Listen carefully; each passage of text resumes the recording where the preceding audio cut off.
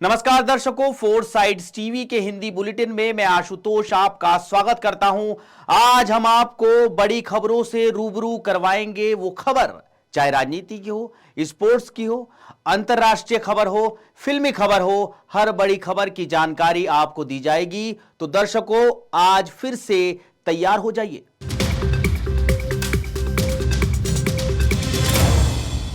America के राष्ट्रपति Donald Trump ने भारत की हाई टैरिफ पॉलिसी पर अपनी स्थिति दोहराई है, लेकिन प्रधानमंत्री नरेंद्र मोदी की सराहना करते हुए उन्हें महान मित्र और बहुत स्मार्ट व्यक्ति कहा है।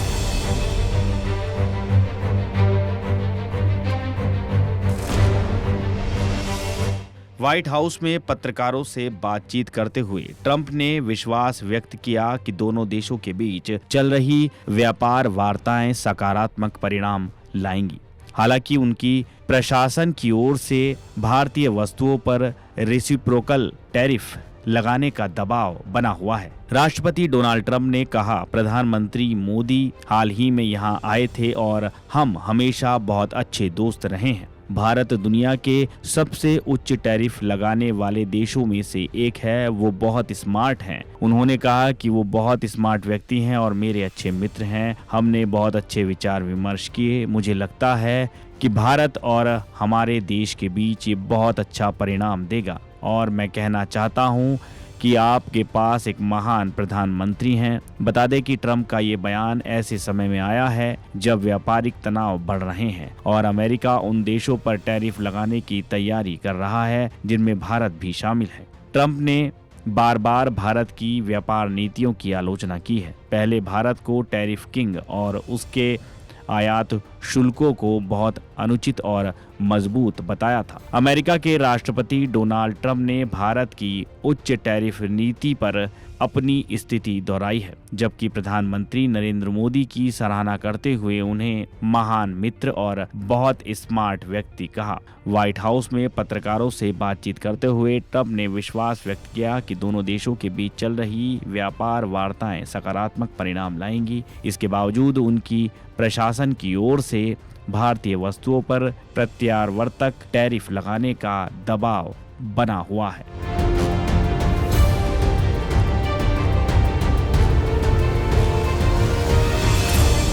कांग्रेस सांसद राहुल गांधी ने सरकार पर बैंकिंग सेक्टर को संकट में डालने का आरोप लगाया है। उन्होंने कहा कि भाजपा सरकार ने अपने अरबपति मित्रों के 16 लाख करोड़ रुपए के लोन माफ कर दिए हैं।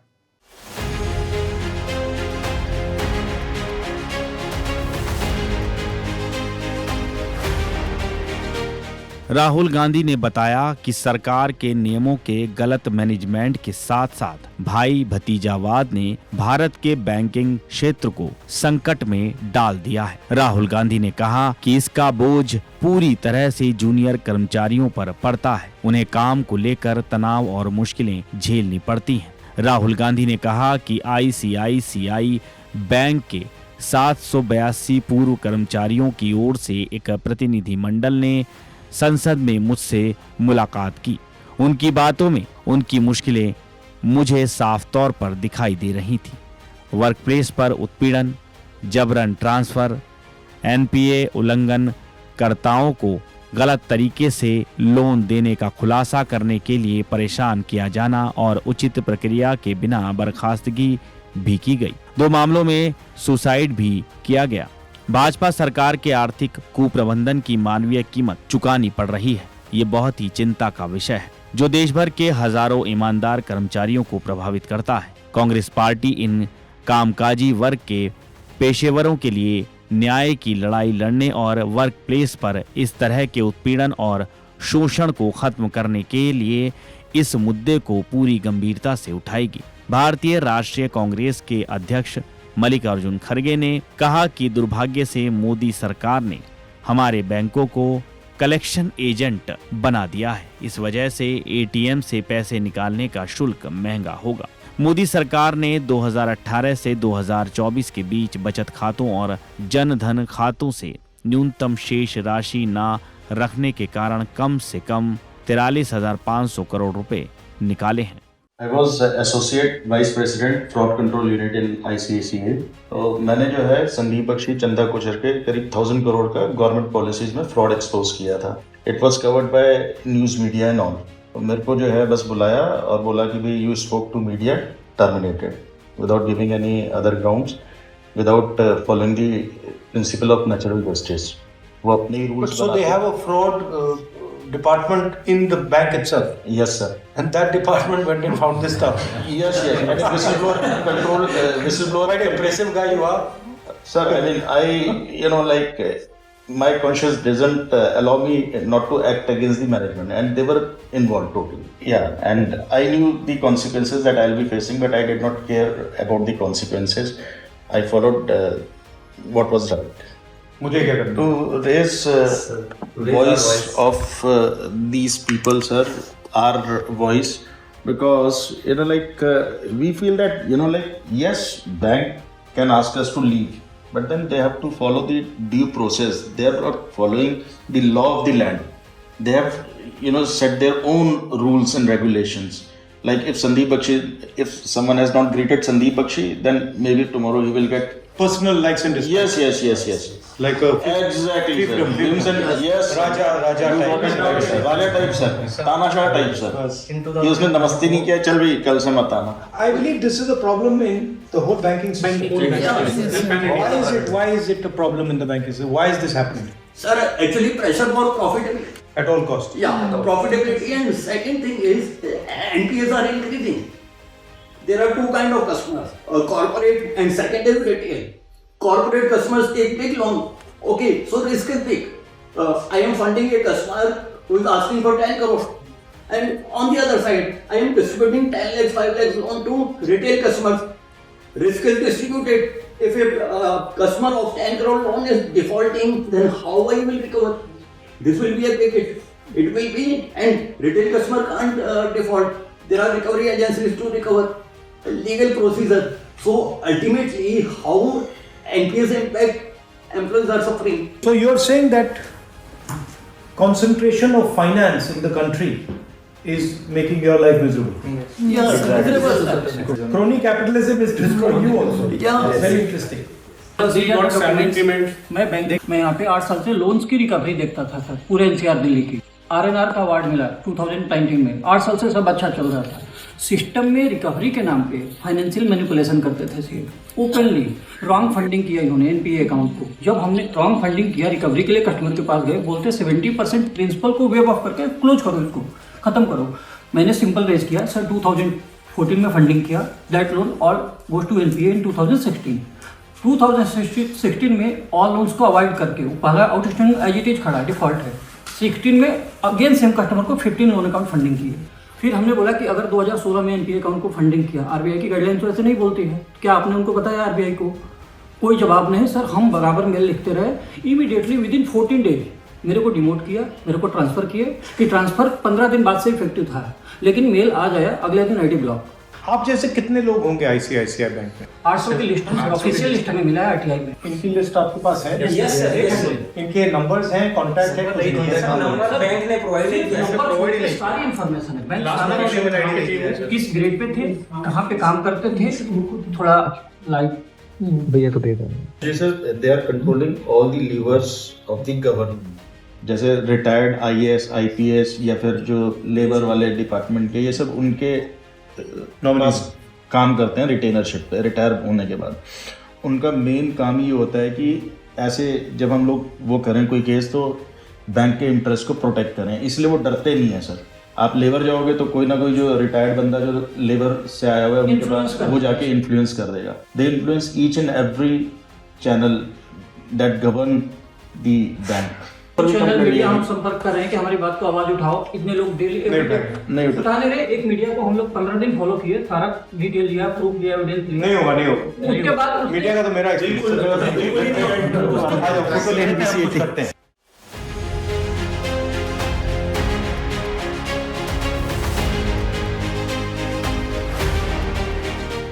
दिल्ली की पूर्व मुख्यमंत्री आतिशी ने रेखा सरकार पर बिजली कटौती को लेकर निशाना साधा है। दरअसल सोशल मीडिया हैंडल X पर आए नए AI फीचर ग्रोक का इस समय देश में ज्यादातर लोग सवाल पूछने के लिए इस्तेमाल कर रहे हैं। अब पूर्व सीएम आतिशी ने भी ग्रोक के दिल्ली में नई सरकार के शासन में बिजली कटौती को लेकर दिए गए जवाब पर टिप्पणी की है।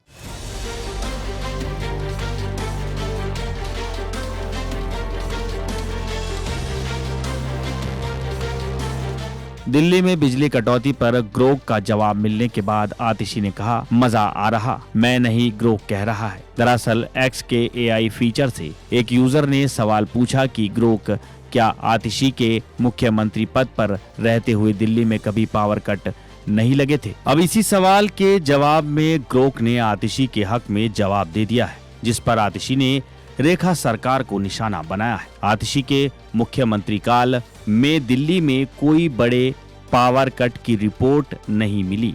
उनके प्रशासन ने सस्ती और निर्बाध बिजली पर जोर दिया और इस दौरान कोई व्यापक आउटेज नहीं हुआ। छोटे नियोजित कट हो सकते हैं पर कोई बड़ी समस्या नहीं थी। ग्रोक से फिर यूजर ने पूछा, अभी जो पावर कट लग रहे हैं उनमें और आतिशी के समय जो लगते थे उनमें कुछ भिन्नता है। इस पर AI ने कहा, अभी दिल्ली में बिजली कट ज्यादा लग रहे हैं, कुछ जगहों पर 12 से 13 घंटे तक, जो आतिशी के समय में नहीं थी। उनके कार्यकाल में कोई बड़ी कटौती नहीं हुई, बस छोटी नियोजित कटौती थी। अब कटौती अनियोजित और गंभीर है, खासकर मार्च 2025 में। ग्रोक के इस जवाब पर आतिशी ने खुशी का इजहार किया है। पूर्व सीएम ने सोशल मीडिया हैंडल X पर पोस्ट करते हुए कहा, मजा आ रहा है, भक्तों का झूठ @ग्रोक एक्सपोज कर रहा है। दिल्ली में बीजेपी सरकार के आते ही मार्च 2025 में बिजली कटौती अनियोजित और गंभीर हो गई है। मैं नहीं कह रही, @ग्रोक कह रहा है। आम आदमी पार्टी लगातार रेखा सरकार को पावर कट को लेकर घेर रही है। पूर्व मुख्यमंत्री आतिशी ने कहा कि दिल्ली में मार्च में बिजली का ये हाल है कि बिजली कटौती की वजह से लोगों को सड़कों पर उतरना पड़ रहा है, तो मई और जून की तपती गर्मी में पीक डिमांड बढ़ने के समय क्या हाल होगा। उन्होंने आगे कहा कि अरविंद केजरीवाल की सरकार में पूरे 10 साल तक लगातार दिल्ली वालों को 24 घंटे बिजली दी गई, लेकिन विपदा सरकार ने 1 महीने में ही ये साबित कर दिया है कि 24 घंटे बिजली देना उनके बस की बात नहीं है।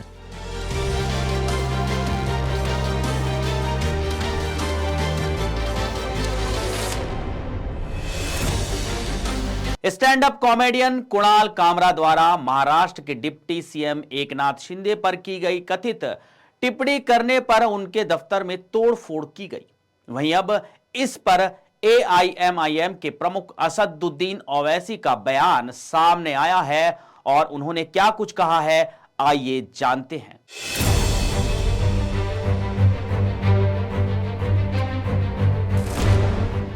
AIMIM के प्रमुख असदुद्दीन ओवैसी ने सीएम देवेंद्र फडणवीस से सवाल किया है कि क्या अब इन तोड़फोड़ करने वालों के घर बुलडोजर चलेगा। एक सभा को संबोधित करते हुए असदुद्दीन ओवैसी ने कहा, कॉमेडियन कुणाल कामरा ने किसी को गद्दार बोल दिया तो एकनाथ शिंदे की पार्टी वाले बोले कि हमारे नेता को गद्दार बोला और उसका दफ्तर तोड़ दिया। अब हम मुख्यमंत्री देवेंद्र फडणवीस और सीएम योगी आदित्यनाथ से पूछते हैं कि इन तोड़फोड़ करने वालों के घर को तोड़ा जाएगा या नहीं। नागपुर में इरफान अंसारी की हत्या करने वालों के घर तोड़े जाएंगे, आप सिर्फ मुसलमानों का घर तोड़ रहे हैं। कुणाल कामरा को धमकी देने वालों के घर नहीं तोड़े जा रहे, तोड़फोड़ करने वालों को जमानत मिल गई। उन्होंने आरोप लगाया कि ऐसा लग रहा है पुलिस उनके साथ है। ओवैसी ने कहा, कोई भी सत्ता में ज्यादा दिन रहने वाला नहीं है। भारत में बादशाहों के महल वीरान हैं, तुम्हारे भी महल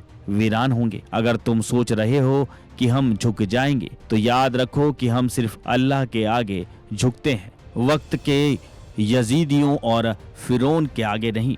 बता दें कि stand up comedian Kunal Kamra के दफ्तर में तोड़फोड़ के मामले में 11 शिव सैनिकों को गिरफ्तार किया गया था। खार पुलिस ने इन आरोपियों को बांद्रा कोर्ट में पेश किया। खार पुलिस ने इस मामले में कुल 19 लोगों को नामजद किया था और 15 से 20 अन्य लोगों के खिलाफ मामला दर्ज किया। तोड़फोड़ की घटना के बाद पुलिस ने शिवसेना के 11 कार्यकर्ताओं को गिरफ्तार किया है।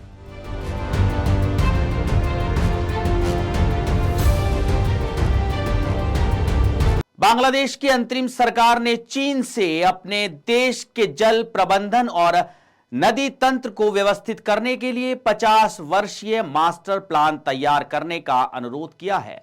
बांग्लादेश सरकार के इस फैसले ने क्षेत्रीय भू राजनीतिक समीकरणों में नई हलचल पैदा कर दी है, खासकर भारत के लिए जो इस क्षेत्र में जल सुरक्षा को लेकर पहले से ही सतर्क है।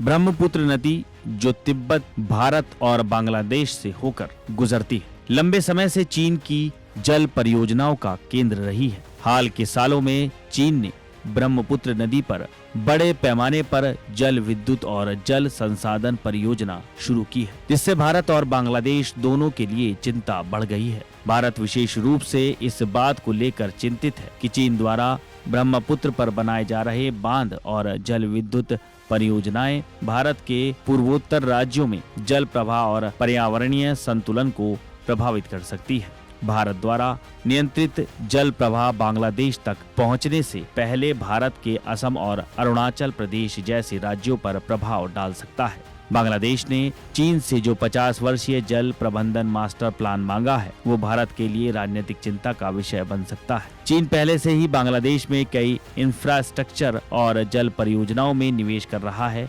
जिससे उसकी इस क्षेत्र में पकड़ मजबूत होती जा रही है। अगर चीन बांग्लादेश के जल संसाधन प्रबंधन में प्रमुख भूमिका निभाता है, तो इससे भारत की जल कूटनीति और रणनीतिक हितों पर असर पड़ सकता है। भारत बांग्लादेश के बीच तिस्ता नदी जल बंटवारे को लेकर पहले ही मतभेद रहे हैं और चीन की बढ़ती भागीदारी से ये मुद्दा और जटिल हो सकता है। अगर बांग्लादेश चीन पर अत्यधिक निर्भर हो जाता तो इससे भारत और बांग्लादेश के बीच जल समझौतों पर भी प्रभाव पड़ सकता है। हालांकि भारत अभी इस स्थिति पर करीबी नजर बनाए हुए है।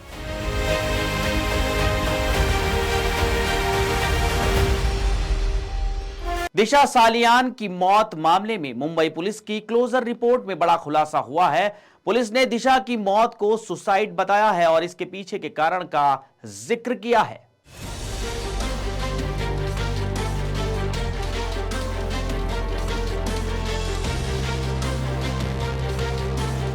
पुलिस का दावा है कि दिशा सालियान के पिता पैसे की बर्बादी करते थे, उसका गलत उपयोग करते थे। इस वजह से दिशा डिप्रेशन में चल रही थी। दिशा सालियान एक्टर सुशांत सिंह राजपूत की मैनेजर रही है। पुलिस के अनुसार दिशा ने 8 जून 2020 को उत्तरी मुंबई के मलाड इलाके में जन कल्याण नगर में अपनी बिल्डिंग की 12वीं मंजिल से कूदकर कथित तौर पर सुसाइड कर लिया था।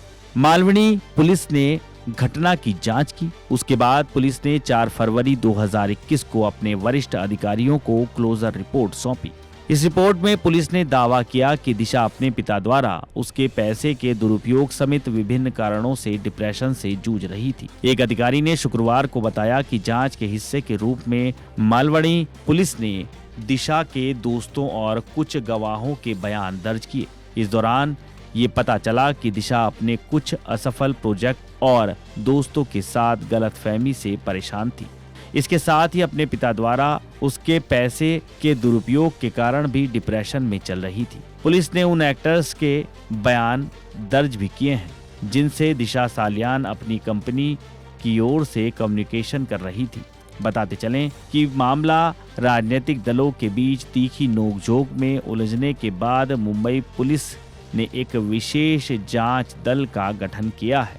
हालांकि इसकी रिपोर्ट का अभी भी इंतजार है। पिछले हफ्ते दिशा के पिता सतीश सालियान ने बॉम्बे हाई कोर्ट का दरवाजा खटखटाया था और जून 2020 में दिशा की मौत की रहस्यमय परिस्थितियों की नए सिरे से जांच की मांग की। उन्होंने हाई कोर्ट से शिवसेना उद्धव गुट नेता आदित्य ठाकरे के खिलाफ एफआईआर दर्ज करने और जांच को केंद्रीय जांच ब्यूरो को सौंपने का भी आग्रह किया था। आईपीएल में एमएस धोनी की एक झलक देखने के लिए मैदान में हजारों फैंस पहुंचते हैं। इस बार भी कुछ ऐसा ही देखने को मिल रहा है। जब वो बैटिंग करने के लिए मैदान पर उतरते हैं तो फैंस की खुशी का ठिकाना नहीं रहता। लेकिन एमएस धोनी का बैटिंग ऑर्डर पिछले कुछ सीजन से सवालों के घेरे में है और अब सवाल किया है वीरेंद्र सहवाग और इरफान पठान ने। आइए देखते हैं।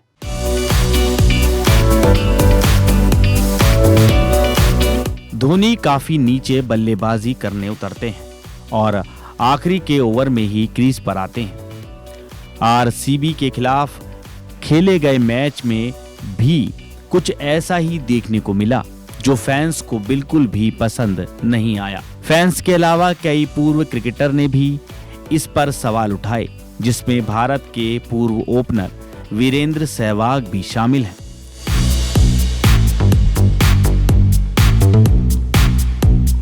आरसीबी के खिलाफ 197 रनों के टारगेट का पीछा करते हुए एमएस धोनी 9वें नंबर पर बल्लेबाजी करने उतरे थे।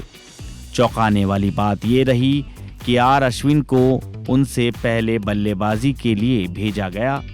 उस समय जरूरी रन रेट 15 के आसपास था और टीम को तेज गति से रन बनाने की जरूरत थी, जिसके बाद फैंस सोशल मीडिया पर बुरी तरह भड़क गए।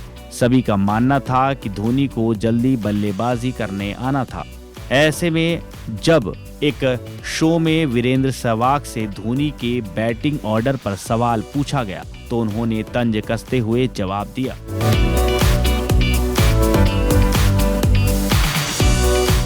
वीरेंद्र सहवाग ने धोनी की बैटिंग ऑर्डर पर कहा, धोनी जल्दी आ गए ना।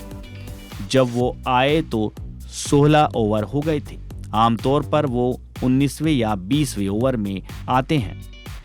इस बार वो जल्दी आ गए, या तो वो जल्दी आ गए या फिर इनके बल्लेबाजों ने जल्दी विकेट गंवा दिए। वीरेंद्र सहवाग का ये बयान अब सोशल मीडिया पर जमकर वायरल हो रहा है।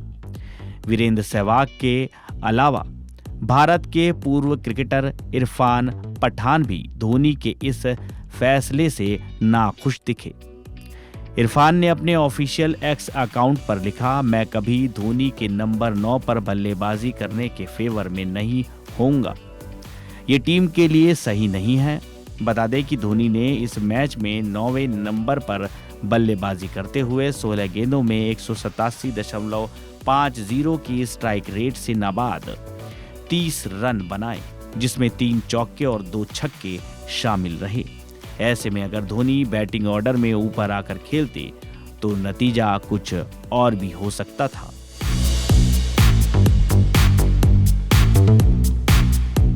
दर्शकों, हिंदी के बुलेटिन में इतना ही। दीजिए इजाजत। देखते रहिए फोरसाइट्स टीवी। नमस्कार।